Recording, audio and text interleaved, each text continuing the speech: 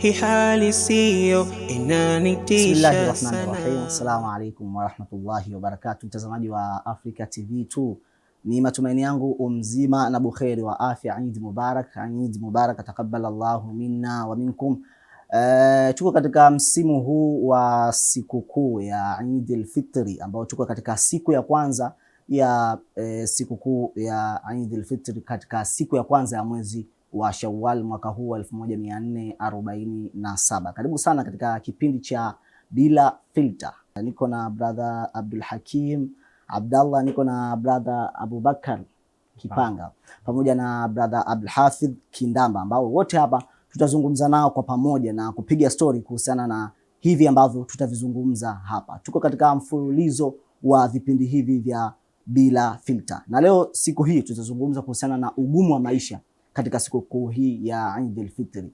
Watu wengi huwa wanapata matatizo ambayo ndani yake sisi jamii tunakuwa hatufahamu kama kuna changamoto ambazo zinatokea ndani ya sikukuu hizi za Eid.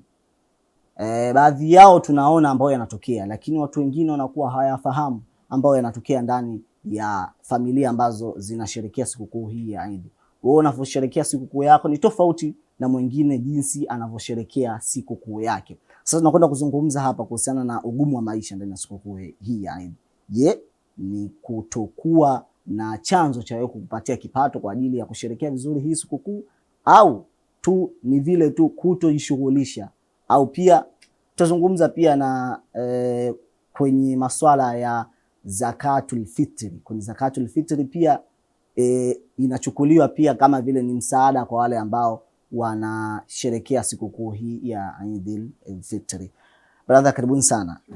Na tuko hapa kabisa na mada yetu hii ya mwanzo inasema kwamba ni ugumu wa maisha ndani ya sikukuu hii ya Eid al-Fitri. Katika sikukuu hii ya Eid al-Fitri kuna mambo mengi sana. Tukianza kwa upande wa vyakula, kipindi hiki cha sikukuu kuna mavazi pia. Vijana wanataka kupendeza pia, lakini pia mzazi pia hawezi kutazama mtoto wake wenzio amevaa vizuri, yeye hajavaa vizuri. Sasa katika kuipokea hii sikukuu ya Eid al-Fitri, kwenye kupokea katika mazingira magumu, tunaizungumzia vipi? Kwanza tuanze brother Hakim, ukubwa dawa. Alhamdulillah rabbil alamin. Assalamu alaykum wa rahmatullahi wa barakatuh. Wa alaykum assalam. Mubarak kullu aam wa antum bi khair. Naam, alhamdulillah rabbil alamin wa salatu wassalamu ala rasulillah sallallahu alayhi wasallam.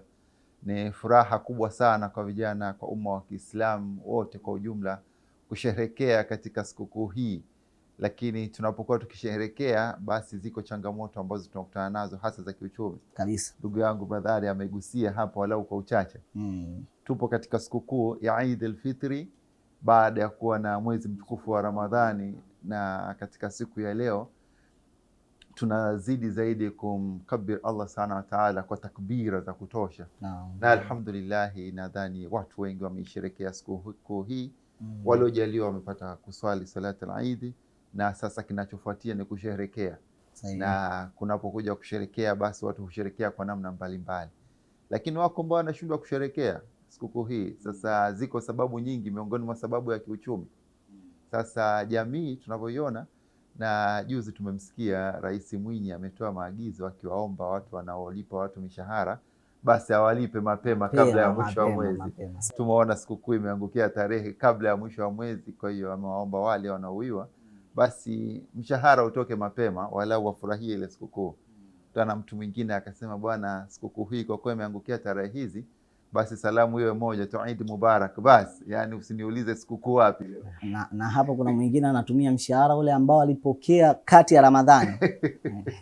Mwisho wa mwezi umeangukia kati ya Ramadhani. Sasa yako baadhi ya mambo ambayo tunaona yanawakabili watu kiuchumi.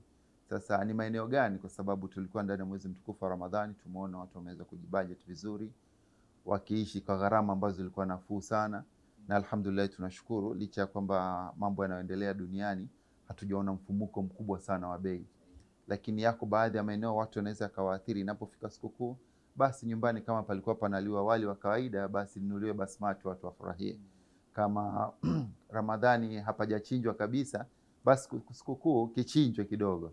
Lakini pia watoto kama walikuwa mara ya mwisho wamepata nguo nzuri, basi wazazi wengi tunaamini sikukuu pekee ya kuwanunulia watoto nguo basi ndio hii. Lakini kwa wale vijana wenzangu, kipindi kama hiki basi oda zimekuwa nyingi sana, maabaya tumezisikia mabashmina sasa hivi tumeambiwa.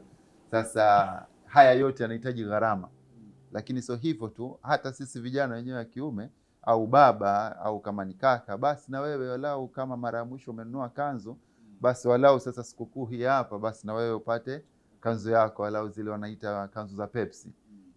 Kwa hiyo ni kipindi ambacho kinahitaji, kuna gharama lazima zihusike.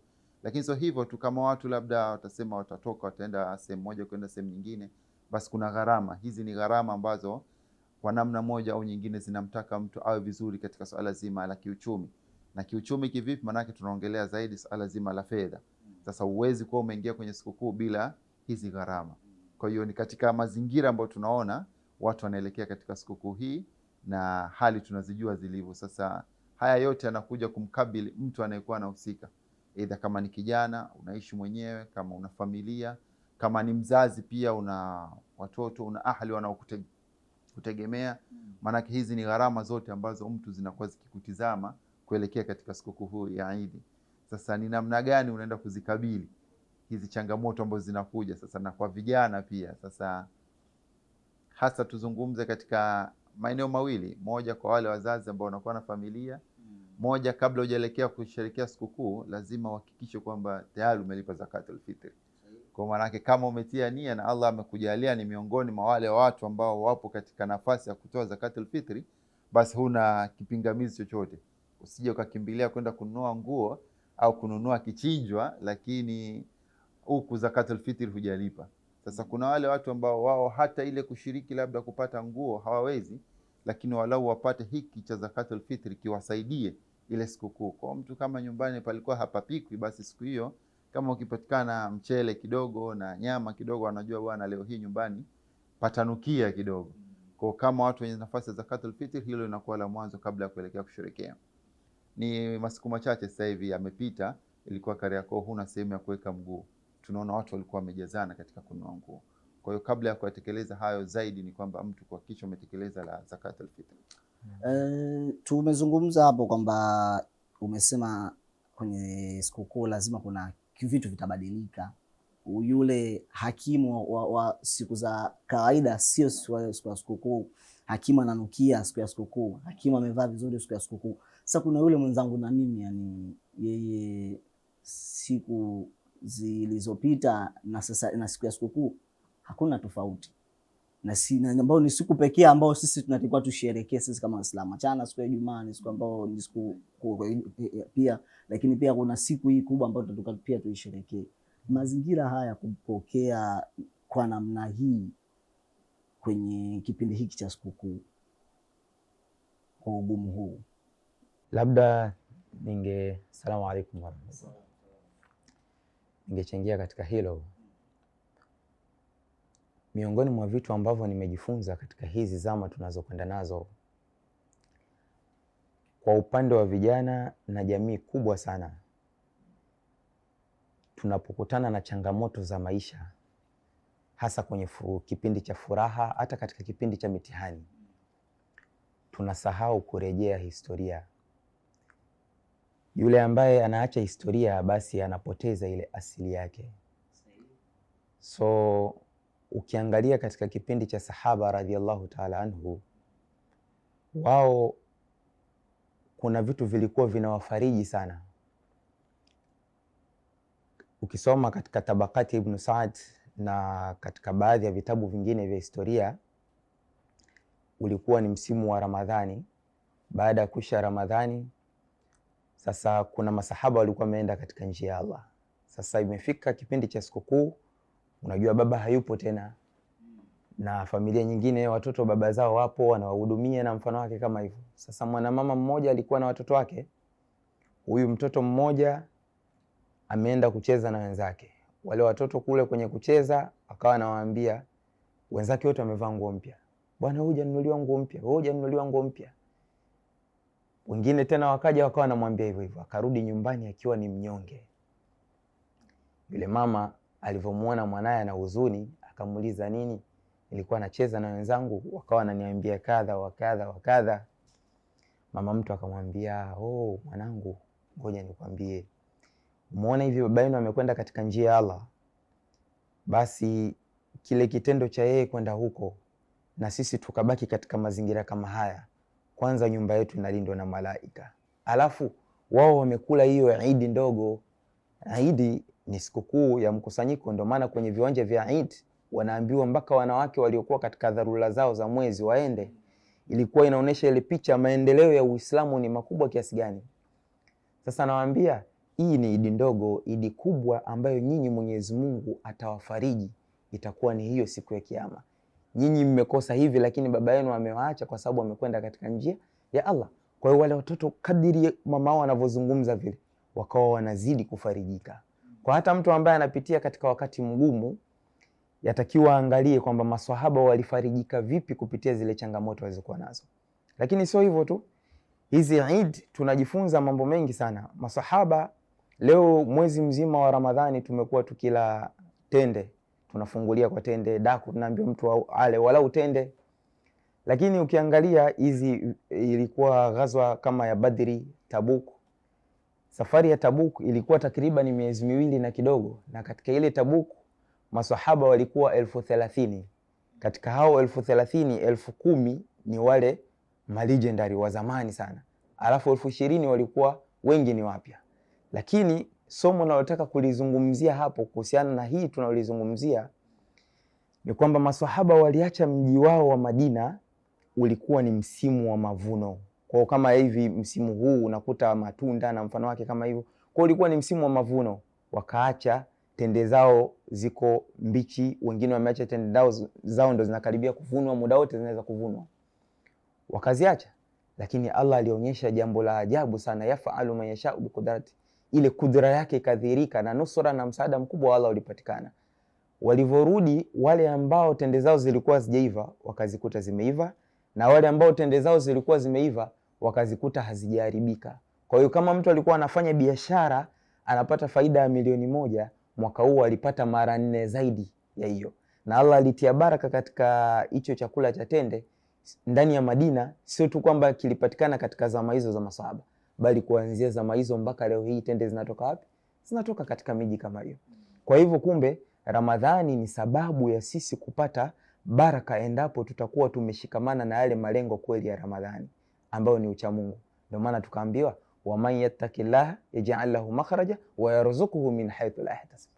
Kwa hiyo ile takwa ikiwa ni ya kweli, basi Mwenyezi Mungu ataturuzuku kwa njia nyingi sana. Kwa hivyo ni msimu wa Ramadhani, tukiwa tumetengeneza ile takwa ya kweli, ni sababu ya kufungukiwa kwa riziki. Watu watatoa na asiye nacho atakuwa nacho. Vijana wanasema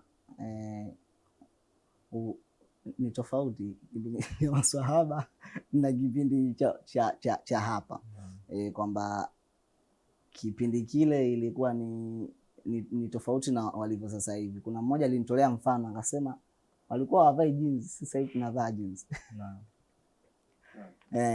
Kwa hiyo ni vipi unamuelewesha sasa kijana huyu wa sasa hivi ambaye yeye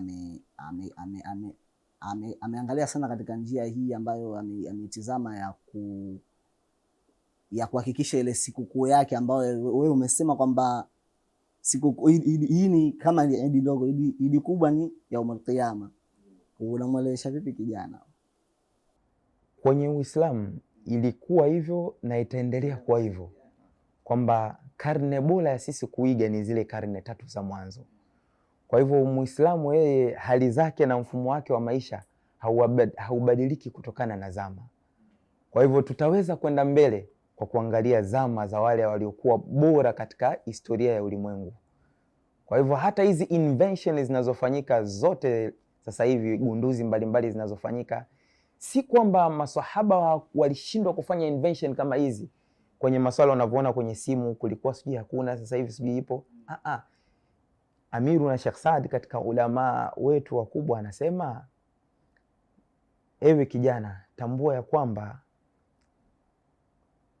kwa sababu maisha yetu ni mafupi, kwa hiyo tafuta ile ilmu ambayo itakuwa na manufaa zaidi kwetu sisi. Kwa hivyo sio kwamba walishindwa wao kufanya research na kusoma na kufanya inventions zozote za kilimwengu kubwa kubwa hizi, waliweza kufanya hayo, isipokuwa kwa sababu maisha yenyewe ni mafupi, ndio maana wakaweka focus kubwa katika nini, katika hili swala la kujiandaa na akhera. Lakini yeyote ambaye amefanya hata katika haya maswala, huaga nikizungumza na vijana wenzangu mara nyingi huaga nasema, leo angalia thamani ya chuma kimepewa nguvu, kinapita juu ya ardhi. SGR leo unapita hapa inaelekea mpaka wanaitafuta Mwanza, sasa inatengenezwa. Chuma kina nguvu, kinapita juu ya bahari. Ukipita pale feri siku ambayo yanapita zile meli kubwa zinazokwenda mpaka Italy, unakuta zile container zimepangana 16. Chuma kinapita juu ya bahari. Chuma kina nguvu, kinapita mamarini mpaka chini ya maji. Chuma kina nguvu, kinapita juu ya anga. Lakini nasema angalia hii nguvu ya chuma tu, lakini mwanadamu Allah amempa nguvu ya fikra, nguvu ya fikra. Hizo invention zote hivi, mashine vidogo vidogo hivi vyote havina nguvu. Lakini nguvu kubwa inazalishwa na nini? Na fikra.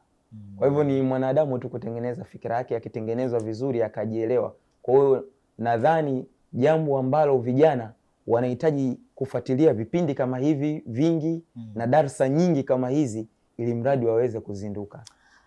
Tutoke hapo kwenye hii hali ya utofauti wa maisha, yani mimi na wewe utatoka na mwanao siku ya Eid, umetoka na pikipiki, yule katoka na mwanae katoka na anatembea kwa miguu, yule katoka na range anaenda kwenye sikukuu.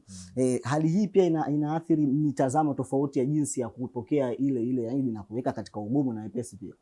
Yani kweli. Salamu alaykum wa rahmatullahi wa barakatuh. Wa alaykum salaam. Naam, kama ulivyosema ni kweli, hiyo hali inapelekea watu kuleta mitazamo tofauti. Lakini kama brother hapa alivyosema, ni kwamba kwanza tunatakiwa tuwe na imani. Alafu baada ya kuwa na imani pia tuamini kwamba tuwe na ile moyo wa kuridhika na kile ambacho Mwenyezi Mungu anaturuzuku. Kwa sababu leo hii ukiona labda jirani yako anampeleka mwanae kwenye Eid labda kutembea na gari, wewe uwezo wako kwenda kwa daladala, hutakiwi wewe tunasema kutamani mafanikio kwa maana ya ile kupata motivation ni vizuri, lakini sio labda kumfanyia husda au kuona kwamba kwa nini Mwenyezi Mungu kampa yule mimi hajanipa. Na katika kama sio juzi jana nilikuwa nasikiliza shehe mmoja nasema, wewe ukijiona hauna, yani wewe unaona na hali yako hiyo ndogo, unajiona labda Mwenyezi Mungu amekunyima, hajakubariki, basi mtazame wa chini yako zaidi. Inawezekana wewe uwezo wa kwenda kwa miguu wewe ni bora zaidi, kuna mtu hata hiyo kwa miguu anashindwa, kwa sababu wewe ukipanda daladala unalipa nauli, yule kaenda na gari. Ila wewe unaenda kwa daladala utalipa nauli. Kuna mtu hata ile nauli ya kulipa daladala ampeleke kule mwanae ameshindwa. Kwa hiyo katika mtazamo huu au muktadha huu tunatakiwa tujue kwamba kwanza tunatakiwa turidhike na vile ambavyo Mwenyezi Mungu amefanyaje, ameturuzuku. Lakini kwenye kuridhika huku tuangalie sasa asbabu za kuweza kuongeza hivi vipato vyetu. Maanake hili nalo inabidi pia tuliangalie. Kwa sababu duniani Mwenyezi Mungu alivyotuleta, akatuleta kwa ajili ya kufanya ibada, lakini pia hata kutafuta riziki sisi tunafahamu ni ibada, si ndio? Sababu wewe uweze kuwa na familia eti umelala unasema Mwenyezi Mungu namuomba usiku atakuletea. Kwa hiyo hata kwenye kutafuta riziki ni ibada. Kwa hiyo sasa pale ambapo unaona kwamba Eid inafika, kuna watu wenye vipato mbalimbali, kuna changamoto mbalimbali unazozipitia, basi kwanza kumshukuru Mwenyezi Mungu kwa zile hali zetu, lakini kuchukua initiative, kuchukua hatua kwa ajili ya kuweza kuangalia labda Eid hii watoto walipata nguo moja, lakini mshukuru Mungu, alafu fanya bidii basi inayokuja angalau waweze kufanyaje, kupata zingine mbili. Kwa hiyo katika kumshukuru Mwenyezi Mungu, kumuomba Mwenyezi Mungu atufungulie milango ya riziki, basi na bidii tuziongeze katika kutafuta hivyo vipato. Kwa hiyo tujitahidi kwenye kuridhika, lakini vile vile kuongeza nguvu au kuongeza bidii katika kutafuta vipato, huku tunamtegemea Mwenyezi Mungu kwa sababu yeye ndo mtoaji wa riziki. Sawa. Mtazamaji wa Africa TV2, ni kipindi cha Bila Filter, tukiwa tunachambua yote ambayo tunapata ndani ya jamii zetu katika kipindi hiki cha msimu huu wa sikukuu ya Eid al-Fitri. Na pia tunaangalia mambo ambayo yanakuwa yanatokea ndani ya kipindi hiki pia cha sikukuu za Eid al-Fitri pamoja pia na sikukuu ya Eid al-Adha, sikukuu zote hizi mbili. Na hapa leo tunazungumza kuhusiana na ugumu wa maisha au ugumu wa kupata kile ambacho kinatakiwa kipatikane ndani ya sikukuu ya Eid al-Fitr. Tumezungumza hapa kwa machache na niko na brothers hapa na wameweza pia kuongea pia machache ambayo waliokuwa nayo.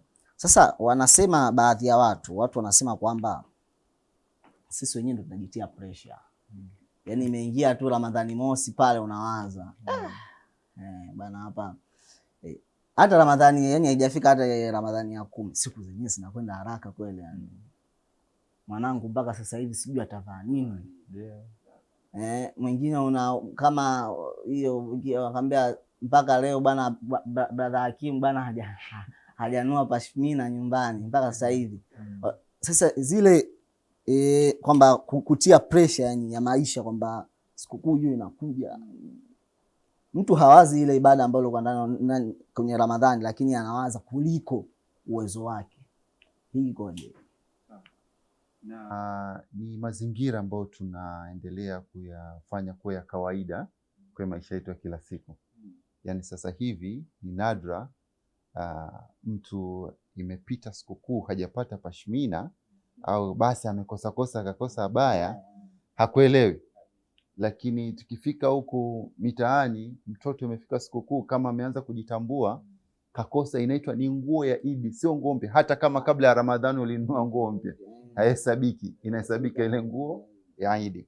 Lakini pia ukija kwenye mazingira ya kawaida kwamba leo hii ifike sikukuu papikwe panapopikwa, alafu wewe siku hiyo useme bwana Ramadhani nzima mimi sijala ugali na upika siku ya Idi, bado mtu afanyeje? Hakuelewi. Kwa hiyo mazingira kama haya kwanza tunaweza kusema jamii yetu tumeendelea kuyatengeneza na kuyafanya kuwa mazoea. Lakini siku ya kufurahi sasa ni siku ya kufurahi, sasa kila mtu kwa kinachofurahi. Sasa katika kuangalia kwamba pamoja kwamba mambo tunafanya kwa mazoea, ni muhimu sana kuangalia hali zetu za kiuchumi pia. Kwa sababu ni kweli inabidi inapofika Ramadhani inakuwa na maandalizi, kila jambo lina maandalizi. Kwa hata kabla ya Ramadhani tulikuwa na Shaaban, tukaeleza bwana hebu anza kujiandaa kwa kufunga. Ukiweza unafunga siku 2 na kisha ufunga na Nabii Daud bwana funga siku za sunna. Sasa hivyo tunapoelekea katika sikukuu ya Eid pia unakuwa na maandalizi. Lakini haya maandalizi yasichukue nafasi kubwa sana yakatutoa baadhi ya wale watoa katika nini? Katika maandalizi ya katika Ramadhani. Mimi nasema ukiangalia tumemaliza siku chache hapo za Ramadhani, lakini kuna watu bwana mawazo 10 la mwisho watu wanawaza ibada, lakini yeye alikuwa anawaza bwana watu wanavaa nini. Na alikuwa hawazi labda zakatul fitri. Kwa unaweza kukuta bwana unaambiwa mtaani huko maisha magumu, lakini nenda kari yako watu wamejaa hivi. Sasa mtu unaweza kukuta ndio ile unakuta nguo za sikukuu amenunua kabla mapema, lakini zakatul fitri anakimbizana muda wa asubuhi wa swala ule ndo akatoe zakatul fitri. Kwa hiyo jambo muhimu zaidi moja ni mtu kwamba unajiandaa mapema, unajiandaa vipi, lakini isiwe kwa pressure kubwa sana ambayo moja unaiweka kwenye nafsi yako, lakini pili unaiweka katika watu wanaokuwa wamekuzunguka. Leo hii mtu hata kama ana familia yake na ahli zake pale nyumbani, basi anaanza ku create ile tension. Lakini tatu, ile watu wanaotuzunguka sisi wasitupe ile pressure, yani tusipeane pressure. Kwa hiyo sasa hivi unaweza kuwa umekaa na mtu anakuambia bwana sasa sijapata pashmina hadi sasa hivi. Sasa na wewe unajijua kwamba okay, siwezi kudiriki pashmina au siwezi kudiriki abala 200,000, naweza nikadiriki kitu fulani. Lakini ile pressure imekuwa kubwa sana. Lakini kuna baadhi ya pressure labda ni kutoka kwa mtoto labda anaona Eid imekaribia, bwana baba sijapata hii. Ni kuangalia namna gani unaweza kuzimudu. Lakini leo hii isitoke bwana umefunga safari labda Allah amekujalia riziki. Sasa riziki yako ni 200,000 labda. Sasa unataka uende pale Kariakoo ukaangalie kwamba 200,000 yote iishi. Allahu Akbar. Nikukatishe hapo kwamba na pia kuna ile baada ya Eid pia. Sawa. Kuna huko mtaani kuna madeni huko mikoba kausha damu. Sasa umeingia nao kwa sababu ya sikukuu tu hapana. Lakini kama umeona bwana umefika pale Kariakoo ziko kanzo, kuna hizi zinauzwa za mtumba fulani.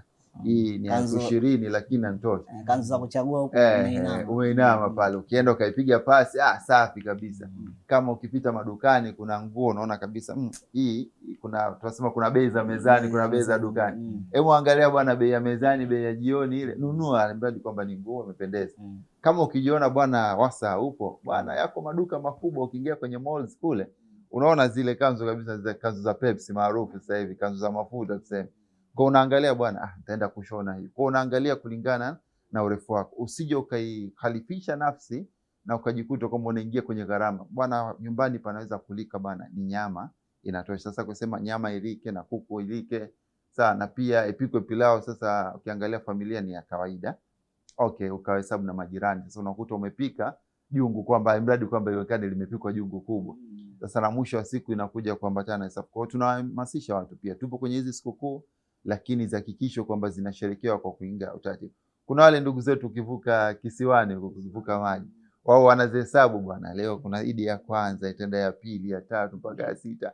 Na unakuta kila Idi lazima iwe na nguo ya kuvaliwa.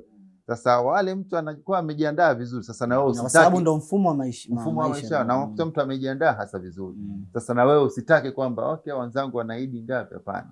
Kwa na Idi baada ya kusherekea, kisha kwamba unajua bwana, tumesherekea Idi moja, baada ya hapo tunaingia sita Shawwal na kuendelea. Kwenye 10 la mwisho Ramadhani ulikuwa ukifungua Instagram, post ya kwanza kabisa unakutana nayo kanzu fulani.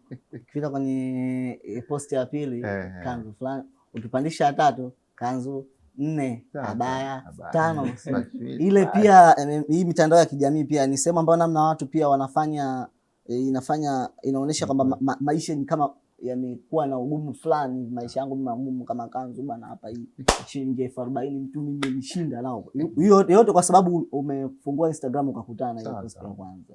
Kwa akili yako inawaza kwamba ni hiki ambacho nimekiona Instagram. Ni sawa kabisa, na hilo swala ni vizuri. Kwanza pia umegusia swala la mitandao ya kijamii, kwa sababu huko ndo ambapo hata sisi Waislamu wengi sasa hivi imani zetu zinapotea kwa sababu hii. Kwa sababu mtu akiingia kwenye mtandao wa kijamii, kwanza tunatakiwa tufahamu vile ambavyo tunaviona mule sio vyote ni vya ukweli, kwa maana maisha ya watu mule ndani sio yote ni ya halisia. Kuna watu wanalipwa kwa ajili ya kutangaza biashara za watu, kuna watu wanalipwa kwa ajili ya kuigiza ile maisha. Na hatuharibu hapa biashara za watu, tunaelezea tu uhalisia. Kwa sasa kwa watu ambao kwenye jamii zetu tunatakiwa tufahamu kwamba sawa, unaona kanzu za 100,000 za 120,000 kwenye mtandao, ila brother katoka kusisitiza hapa, jiangalie wewe uwezo wako. Je, mimi naweza kuafford hichi kitu au naweza kuafford hizi nguo? Kwa hiyo mitandao isikupe pressure. Ndio maana hata unaona kwetu sisi vijana leo hii unakuta mtu ana miaka labda 20 na kadhaa hapo, akiona kuna vijana wenzake wanaposti huko, wana magari, wana nyumba wamejenga, kiukweli anajiona kachelewa sana. Anasema mimi nimechelewa wapi? Ndio maana unakuta resi zimekuwa nyingi sana siku hizi. Kwa hiyo kiuhalisia tujitahidi kuangalia uwezo wetu tuliokuwa nao, tusifananishe maisha yetu na wale kule au maisha yetu na ya mtandaoni. Mitandao isiharibu fikra zetu, tujitahidi kubaki katika mistari ambayo inatakiwa. Tumezungumza kwa upande huo, lakini pia kuna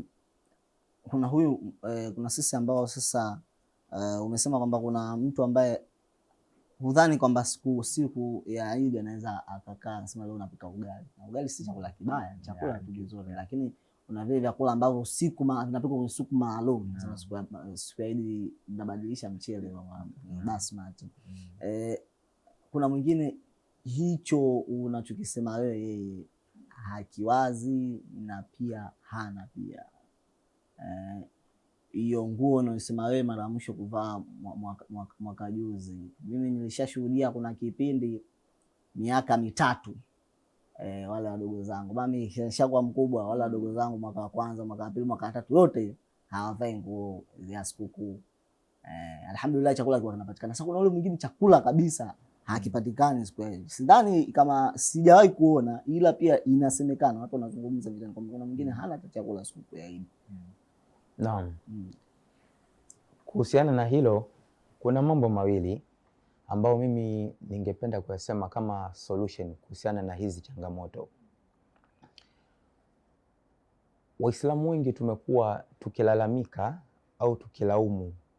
Kuna wale celebrities, unakuta wengine sio Waislamu, wengine ni Waislamu, lakini unakuta asbabi wanazozifanya ni za haramu. Kwenye mwezi wa Ramadhani unakuta wanajitahidi kutoa na mfano wake kama hivyo. Na maneno mengi yanasemwa kuhusiana na hayo. Sitaki kuzungumzia upande huo, lakini mimi nataka nizungumzie kuna wale Waislamu sasa, akina sisi ambao tuko ndani ya Waislamu, ni watu wa msikitini, lakini sisi tunafanya kitu gani kikubwa kwa ajili ya hii jamii iliyokuwa chini. Maswahaba ambao ni matajiri walikuwa na sifa mbili, kwa sababu leo wapo Waislamu ambao wana uwezo, lakini sehemu ambazo wanatoa kile wanachokitoa hakifiki kwa wakusudiwa. Mara nyingi, mara chache unakuta vinafika kama hivyo. Sasa maswahaba matajiri walikuwa na sifa mbili. Kwanza, kwenye swala walikuwa nyuma ya Bwana Mtume sallallahu alaihi wasallam. Hata katika sira imeandikwa katika historia, waliowahi kuswalisha wakati Mtume bado yuko hai ni Abu Bakar na Abdurrahman ibn Auf, maswahaba hao wakati Mtume yuko hai. Sasa hao ndo walikuwa sifa ya maswahaba ambao nani? Matajiri. Kwenye swala walikuwa nyuma ya Bwana Mtume sallallahu alaihi wasallam, na kwenye vita walikuwa mbele ya Bwana Mtume sallallahu alaihi wasallam. Maana yake sehemu za kuhatarisha maisha yao ndo wao walikuwa nini? Walikuwa wako mbele. Kwa hivyo kuna kitu tunachokiona leo ni kwamba, maana ukisema tajiri kila Muislamu anaweza kusema matajiri wapo bwana, mabilionea. Yaani yule mtu ambaye anaweza kupata chenye kumtosheleza kwa siku na mfano wake kama hivyo, kiasi kwamba kuna mtu ambaye hana chochote anaweza kumsaidia. Watu kama hawa design yake mfano wake. Wengi wetu unakuta hatutengenezi ile suhuba na jamii ya kawaida. Wengi wetu tutengenezi suhuba na jamii ya kawaida. Kwa hivyo ni muhimu sana kwa kila Muislamu, sawa, ajitahidi sana kufungamana na msikiti. Lakini huo ni upande mmoja tu. Wale watu ambao ni mwajiriwa au amejiajiri, ana chochote kitu. Lakini kuna upande wa pili, kuna maskini wengi ambao ni Waislamu, lakini unakuta wao wanadhani jambo la uchamungu ni jambo labda la mashehe tu. Kwa hiyo unakuta na wao pia hawafungamani na Waislamu wenzao ambao kidogo wana nini? Wana uwezo mzuri. Kwa hiyo hawa kipindi cha maswahaba ambao walikuwa ni maskini walikuwa sio wenye kuonyesha uhitaji kwa matajiri, na matajiri walikuwa wanatafuta nani wa kumpa. Kwa hiyo kwenye kukutana huko kwenye misikiti, wanapokutana wanafanya suhba, wakawa wanajua nani hasa ni muhitaji wa kufanyaje, wa kumsaidia. Kwa hiyo unakuta leo ule mtu anapokuwa na hali ngumu ya maisha, basi ile hali inazidi kuwa ngumu, kwa sababu yeye mwenyewe unakuta mtu ni maskini na analalamika, why me? Maneno anasemaga vijana, bora kuzaliwa nini? Bora kuzaliwa mbo Ulaya kuliko kuzaliwa. Unakuta ni mtu ana makasiriko, sijui vijana wanasema. Unaona? Kwa hivyo masahaba walikuwepo ambao ni watu wapya tu kwenye imani. Angalia, wamekuja kwa Bwana Mtume, Mtume akauliza, "Maana nyinyi ni kina nani?" Wakasema, "Sisi ni waumini." Akawaambia, "Hebu nipeni alama za kuonyesha kwamba nyinyi kweli waumini." Wakasema, "Sisi tuna mambo 15." Wakaelezea mambo 5 waliotufundisha waliokuja kwetu kutufundisha huku katika miji yetu. Wakataja nguzo 5 za Uislamu na mambo 5 wakataja ya imani katika zile nguzo 6 za imani. Alafu mambo 5 tulikuwa tunayafanya wakati wa ujahilia, kabla hatujakuwa Waislamu, tunaendelea nayo sasa hivi, lakini ukitukataza sisi tutayaacha. Hawa ni watu ambao, nini nataka kusema, sio kwamba walikuwa wamesoma wana elimu kubwa, ni Waislamu wa kawaida yani kwenye jamii, lakini angalia sifa walizokuwa wamejipamba nazo. Wanasema jambo la kwanza, wakasema ashakuru inda raha, sisi tunashukuru wakati mambo ni mazuri. Yani mambo yakiwa ni mazuri tunashukuru. Wasabru inda albala, na katika kipindi cha mabalaa sisi tuo tunafanya nini? Tunakuwa ni wenye kusubiri. Lakini leo mtu mwenye hali ngumu za kimaisha analalamika, mwingine mtu atalalamikia serikali, atalalamikia wazazi wake, yani malalamiko yamekuwa ni mengi. Lakini wao wanasema wasabru inda albala, sisi ni wenye kusubiri katika kipindi cha nini? Cha matatizo na mashaka na mabalaa. Alafu wakasema sisi tumeridhika na makadirio yanapotokea. Maana yake nini? Yani mambo yakiwa mazuri, imeshakadiriwa imekuwa hivyo. Na mambo yakiwa mabaya, hatumnyoshei kidole kwamba fulani ndio amesababisha kwa hivyo. Alafu jambo la 4 wakasema sisi ni wakweli tunapokubaliana jambo fulani. Sisi ni wakweli katika masuala yetu tunapokubaliana hivi. Kwa hiyo jambo wakikubaliana tufanye jambo hili, basi wanakuwa ni wakweli katika mambo hayo. Kwa hivyo wenzetu walikuwa, yani huaga nawaambia vijana, if you can't do great things, try to do small things in a great way. Kama wewe huwezi kufanya mambo makubwa, basi jaribu kufanya vitu vidogo vidogo lakini kwa ufanisi mkubwa. Sahaba alikwenda kwa Bwana Mtume akamwambia, Rasulullah, mimi maamrisho ya Uislamu ni mengi, hebu nifahamishe jambo ambalo nitalishika kwa uzuri. Mtume sallallahu alaihi wasallam akamwambia, yale unayoyajua yale shikamana nayo kwa uzuri, yale unayoyajua shikamana nayo kwa uzuri. Kwa hivyo Uislamu ni mwepesi, na sisi tukikaa vizuri katika haya mambo ya dunia na mambo ya imani, basi Allah anatufungulia, kwa sababu sisi tumeshaahidiwa kuwa hii dunia Mwenyezi Mungu ametudhalilishia sisi kwetu sisi. Kwa hiyo tukikaa sisi vizuri, sema tu baadhi yetu ndio tunaufanya mambo kuwa magumu. Mtume sallallahu anasema alimu wa bashiru wala tuasir, wafanyeni watu mambo kuwa ni mepesi wala msifanye mambo kuwa ni magumu. Wakati tunasoma unakuta kuna visichana wakati mnasoma form 1 ile O level ile vinaona dini ngumu kweli kweli, ngombe kujistiri bwana Uislamu mgumu na nini, unaona kumbe hajapata vitu vya kuulainishiwa mpaka kuona kwamba kumbe imani ni tamu sana. Kwa hivyo nadhani moja ya solution ni hiyo, wale ambao kidogo Mwenyezi Mungu amewatanguliza katika vipato, kuwasaidia, na kuwasaidia sio tu kwa kumpa mtu pesa. Alizungumza hapa ndugu yangu Hakimu ya kwamba inapoanza Ramadhani mtu afanye maandalizi mazuri, kwamba mpaka Idi itakapofika nitakuwa nimefanya maandalizi gani, inshallah nivae nile vizuri. Basi leo tuna vijana wazuri ambao ni wasomi kwenye dunia yao na ni wasomi kwenye dini yao.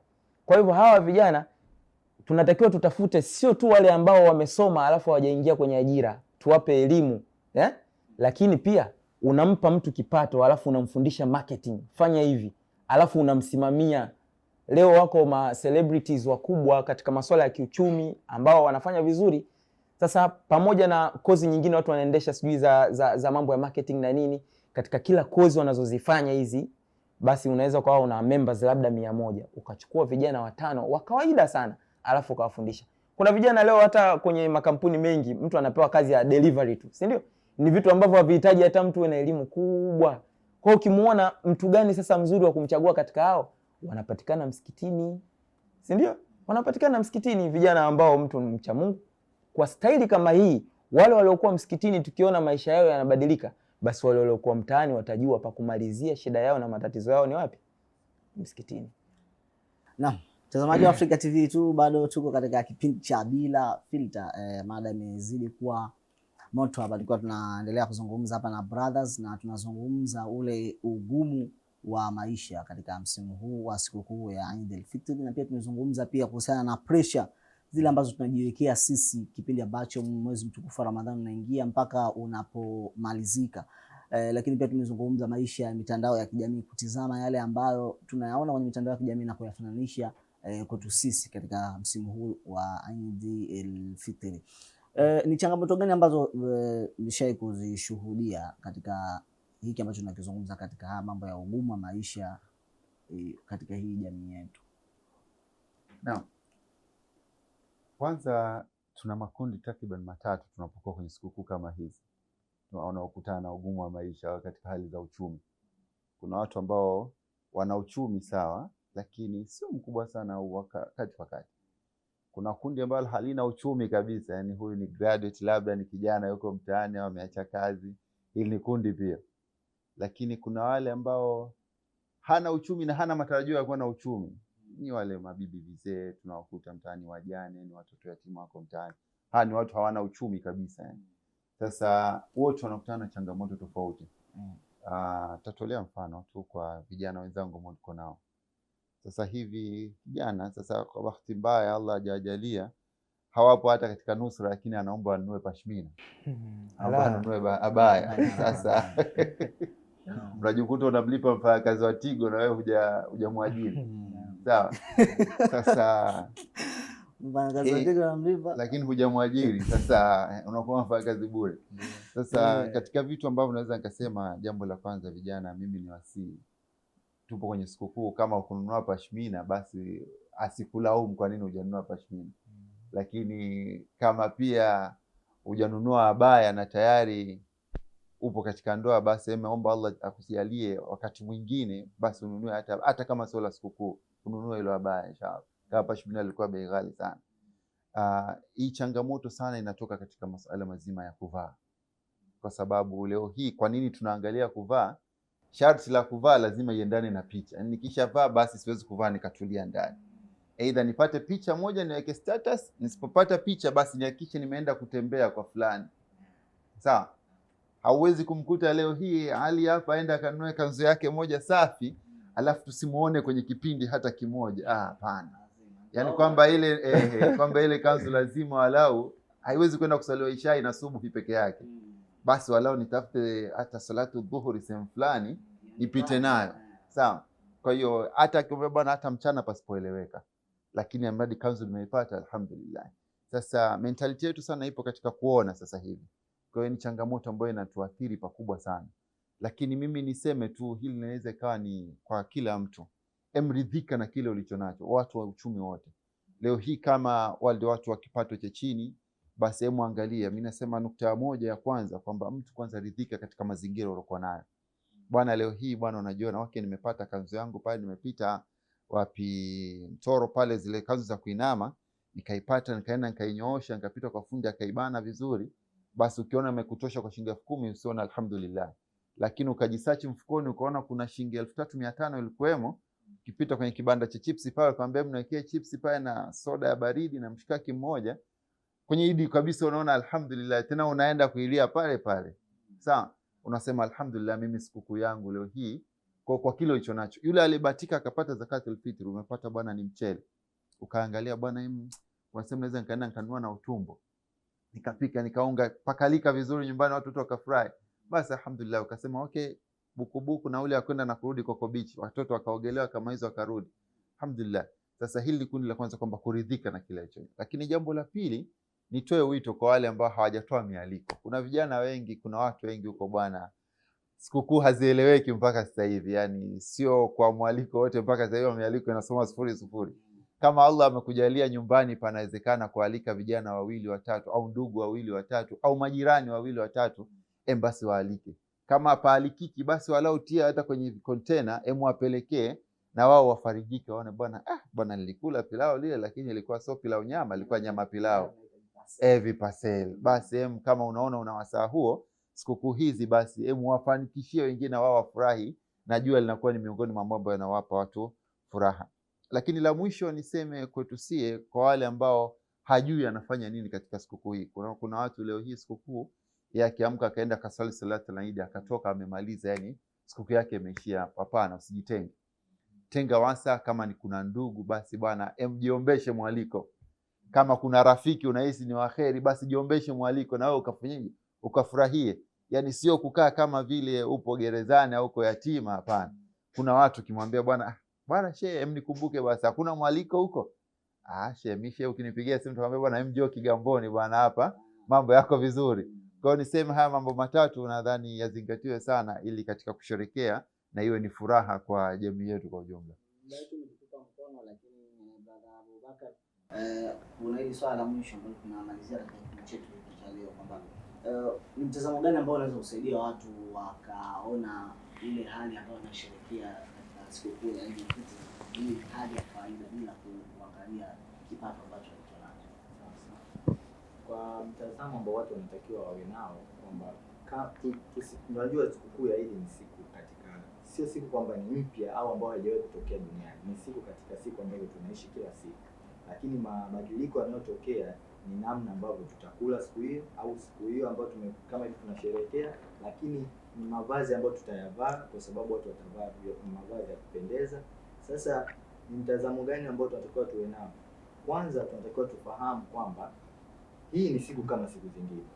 Lakini cha pili tunatakiwa tujue kwamba Mwenyezi Mungu kitu ambacho ameturuzuku kwa siku hiyo ndio ambacho tunatakiwa tuishi nacho. Kwa sababu ukisema uweke imagination kubwa, ndio maana ili swala hata ukirudi kwenye swala labda la ndoa, mtu akiwa labda anataka kuoa au kuolewa, ukiingia na mtazamo wako wa kwamba huyu mtu yuko hivi amenyooka sana, alafu ikaja kwa tofauti, ndio tunaona siku hizi talaka zinakuwa. Kwa hiyo wewe ichukulie hii siku kama nyingine, isipokuwa pia ridhika kwamba Mwenyezi Mungu leo ameturuzuku wali nyama. Hakuna kuku lakini kuna wali nyama, basi tule huo. Na wazazi, unajua hili swala tunaweza tukawa tumeliongelea, tunasema tunaliongelea kijamii. Mtu mzima kama mimi au kama Mashe hapo unaweza kumuelekeza hivi akakuelewa. Kuna hawa vijana wadogo, ukimwambia leo ugali, Shehe hawezi kukuelewa. Lakini basi kama ndio hivyo, kama brother hapa ametoa, kama unaona kutakuwa kuna swala ambalo wasa unaweza ukaupata kwa either ndugu zako wa karibu au kama tunasema Waislamu wenzako ambao ni kheri, basi unaweza ukafanya nini, ukaomba kama hivyo alivyosema mialiko kwenda, kwa sababu watoto kama unaona uwezo muda mwingine hauna. Hii tunaongelea sasa kijamii. Tunaona wazazi kwa mfano wakiona hii mambo hayasomeki, bwana ndeni kwa bibi, si ndio hivyo? Hiyo nayo ni njia kidogo, unaweza ukaamua ufanye hiyo jambo. Kule hana kitu. Sasa unaangalia kwa bibi wanaumia kumbe. Unampeleka kuna bibi wengine kidogo mashallah. Kwa hiyo unaangalia bwana, katika ndugu zako walokuzunguka, vijana wangu bwana, leo nendeni na mama yenu kwa anko mkasherekee Eid. Wale unakuwa kwanza umeondoa aibu yako wewe kwamba leo siku hiyo kulikuwa kusomeki, lakini vile vile watoto umewafurahisha. Wanasema baba kumbe katuambia twende kwa anko, ila wewe unajijua mwenyewe kwenye nafsi yako. Kwa hiyo tujitahidi kuifikiria au kuifanya hii siku kwa namna hiyo. Na itakuwa vizuri. Sawa, shukrani sana brothers, na mtazamaji wa Africa TV 2, tumefikia tamati ya kipindi hiki cha Bila Filter ndani ya msimu huu wa sikukuu ya Eid, tukiwa ndani ya siku ya kwanza ya mwezi huu wa Shawwal mwaka 1447. Nilikuwa na brother Abdul Hakim Abdallah pamoja na brother Abdul Hafidh Kindamba pamoja na Abubakar Kipanga. Sasa nimekaa wote ni shukrani sana mtazamaji wa Africa TV kwa kutazama kipindi hiki, na pia usiache kutazama vipindi ambavyo vinafuata kutoka hapa Africa TV 2. Mimi ni Ali Abdallah Mapande. Asalamu alaykum wa rahmatullahi wa barakatuh. Nikikumbuka picha zenu zanijia kila nikiwafikiria, natamani kuwakumbatia ila zabaki tu hisia. Oh my dears, vipi mmenikimbia nikikumbuka, oneni ninavyoumia, njoeni nipate tulia. Kweli siku zinakwenda mbio, hii hali sio inanitisha sana.